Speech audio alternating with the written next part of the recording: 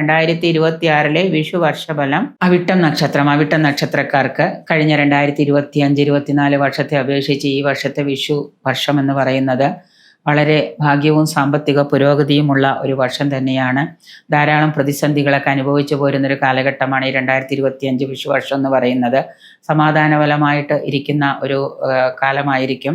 അധിക തൊഴിൽ ഭാരം വർദ്ധിക്കുന്നതാണ്. അതുകൊണ്ട് തന്നെ ഫിസിക്കൽ സ്ട്രെസ്സും കൂടുന്നൊരു കാലമാണ്. മെൻ്റൽ സ്ട്രെസ്സും ഫിസിക്കൽ സ്ട്രെസ്സും നല്ലതുപോലെ നിങ്ങൾക്ക് വർദ്ധിക്കേണ്ടതായിട്ട് വരുന്നുണ്ട്. സാമ്പത്തിക പുരോഗതി കൈവരിക്കാനുള്ള രീതിയിലുള്ള പല കാര്യങ്ങളും നിങ്ങൾക്ക് ചെയ്യാൻ കഴിയുന്ന വർഷമാണ്. തൊഴിലിലാണെങ്കിലും നല്ല നേട്ടങ്ങൾ ഉണ്ടാകും. കർമ്മരംഗത്ത് ഉയർച്ചയൊക്കെ ഉണ്ടാകുന്നതാണ്. കരിയറിൽ പല നേട്ടങ്ങളും നിങ്ങൾക്ക് അവസരങ്ങളും നിങ്ങളുടെ മുന്നിൽ തുറന്നു വരുന്നതാണ്.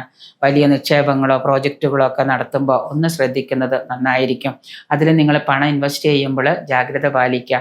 ഒരുപാട് പണം കടം മേടിച്ച് അതിൽ ഇൻവെസ്റ്റ് ചെയ്യാതെ കുറേശ്ശെയായിട്ട് കാര്യങ്ങളുടെ നീക്കിയിരിപ്പ് നോക്കിയതിന് ശേഷം മാത്രം മുന്നോട്ട് പോവുക. കൂട്ട് പങ്കാളിത്ത ബിസിനസ്, കൂട്ടുകച്ചവടം ഇതൊക്കെ ഒരു പരിധിവരെ നിങ്ങൾ നിയന്ത്രിക്കുന്നതും നന്നായിരിക്കും.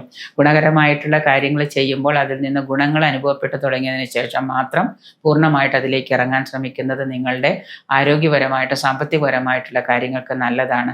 ജാതകവും ഗോചരവശാലുള്ള ദശാകാലവും അന്തർദശാകാലവും ഒക്കെ പരിശോധിച്ച് നല്ല രീതിയിൽ കാര്യങ്ങൾ പ്രാർത്ഥനകളോടുകൂടി മുന്നോട്ട് കൊണ്ടുപോകുന്നത് നന്നായിരിക്കും. വേണമെങ്കിൽ നല്ലൊരു ദൈവത്തിനെ കണ്ട് നിങ്ങളുടെ ജാതകമൊക്കെ പരിശോധിക്കുക.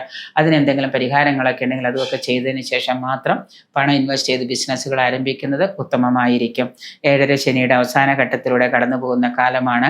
കഠിനാധ്വാനികളായതുകൊണ്ട് തന്നെ സമ്പത്ത്, വിജയം ഇവ നേടാനൊക്കെ സാധിക്കുന്നതാണ്. നിങ്ങൾക്ക് വാഹനം സൂക്ഷിച്ച് ഉപയോഗിക്കുക. വാഹനാപകടങ്ങളൊക്കെ ഉണ്ടാകാതിരിക്കാനായിട്ട് വാഹനം ഉപയോഗിക്കുന്ന സമയത്ത് മന്ത്രങ്ങളോ അല്ലെങ്കിൽ നിങ്ങൾക്ക് ഏതെങ്കിലും ദേവതാ മന്ത്രങ്ങളോ ഒക്കെ ഉണ്ടെങ്കിൽ അത് നിരന്തരമായിട്ട് ജപിച്ചുകൊണ്ട് വാഹനങ്ങൾ ഓടിക്കാൻ ശ്രമിക്കുക.